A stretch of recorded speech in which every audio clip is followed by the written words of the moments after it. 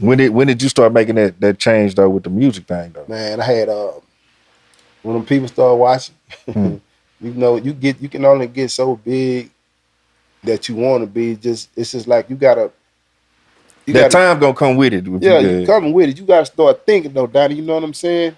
It's either you gonna think smart or you had your run at this. Like I say, the game changes. Just like I told you, when the auto theft game changed and the street game came, and it was always gonna be a new game to come in and change, bro. So it's gonna be on you to go sit down and see what you want to do. And the same guy that put me in it in a big way, I got on with him in the music. So he put me in the music game. So he comes to you one day and say, "Hey man, I'm finna do this music thing." But we actually was together the whole time from the streets. You know what I'm saying? Straight up. One of the big boys out here. You done heard his name. Poopy. Yeah, I know that. Yeah. Poopy, man. You know, Poopy OG. Don't you go nowhere. Yeah, Mama 2G. Yeah, in Quest and all that. Yeah. And he was one of the ones that was spinning the grip out here in the street independently. I'm talking about a grip. A grip back then? Yeah, he's spun. So what's your role in the whole thing though? You just his partner that's down, you on some CEO executive shit, or we do. He had his own. He started a label called Evolution Records. You know what I'm saying? So we got on to get on that, on promotion and all that stuff. So by then we was exiting the game. You know what I'm saying? I'm paying attention, man. That dude he had got into producing and stuff. So we coming down one day. He said, "Man, come on, man, get up under this board." We went to picking. You know, the first one was an EPS. Yeah, I'm finna ask you what was that first and a rolling drum machine. Mind you, me and him both played the drums. So Poopy, he was cold with them drums. You know, he played drums at the church at the same time, cold every Sunday. But he put me down with that, and shit, man, he started leaving me there by myself. Like I'm showing him, I'm gonna make a run. He made a run and come back. I didn't advance. I didn't got, you know what I'm saying. I'm steady creating, getting better. You know what I'm doing, you know what I'm saying? Thanks to him, he showed me how to get on at EPS. And he did. So we started out, we got on with the promo game. I learned how to do street promotion. I'm talking about we going out of town every weekend. Dallas every weekend. Going by Austin. Where we was going. On promo game.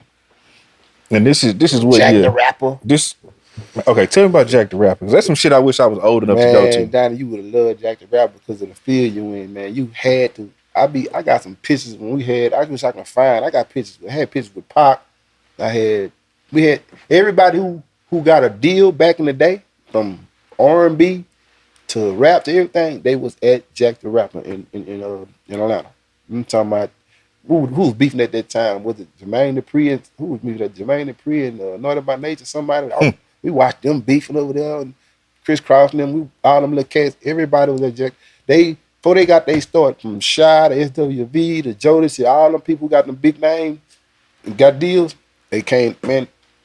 So what was it like? Was it like a thing, like a conference, like people performing, or you just kind of networking and walking around? You performing, it's a conference, you promoting yourself, you promoting your music, you trying to get deals. They had podiums that you perform on over here, some over here, parties and stuff that was going on. It was one of the greatest time I had in my life for us getting out there looking at a music convention. And I'm not gonna lie, it'll never be one like it. I have never seen one like it. You know what I'm saying? I know they upgrading because of the money thing is, but far as you really going out there working and you really having fun now, yeah. You met a lot of people. You connected. You connected. There's a lot of stuff going on, Jack. I'm talking about, like, that's before the, what's that, Southwest by Southwest thing? Yeah, it was in Atlanta. So was BRE going on back then? BRE? The BRE convention? Everything was going on. Everything was in one. Everything was in one. Like I say, man, if I could find a picture when me and Pac was in there, he was always like by himself too. Like he really was. He was in that one club by himself and said, we rolled a blunt. You can cross the street at the hotel. You know what I'm saying? I'm talking about a lot of cats, man. I got some pictures I'll be kind of, when I find them, I post them a little bit, you know what I'm saying? I got some with Heavy D, had some with Easy E, all them cats, you know what I'm saying? We pups. That's crazy. H-Town got their deal. They down there with us. Them niggas was jumping the gates, sneaking in parties and all kind of shit. Yeah. Ain't lying. No shit. H-Town. Yeah. Wait, so who else was over with y'all? Was y'all messing with H-Town, or y'all just knew them from being H-Town from the was in city? the family with us. Like, they was connected.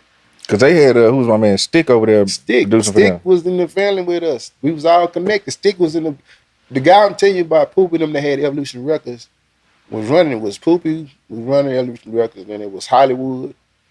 Then it was Bishop. What's that other cat name? That's a couple more cats. They had a full live band. Quest.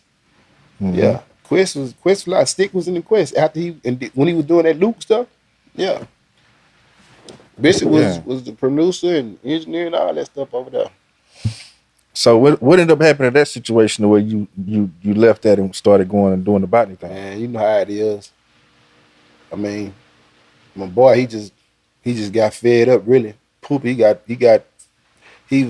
fed up with it because he was blowing a bunch of money, man. I'm talking about shit. I can see over $500,000, man. You know what I'm saying? About $500,000 back in the day, just between putting into the labels, the trip monies, and all that old stuff. You know Trying to get going. Oh yeah, he was adamant about it. One thing about it, he was real pushy about what he did. You know what I'm saying? He spent a lot of money. And then he was at the same time he was connecting with himself in L.A.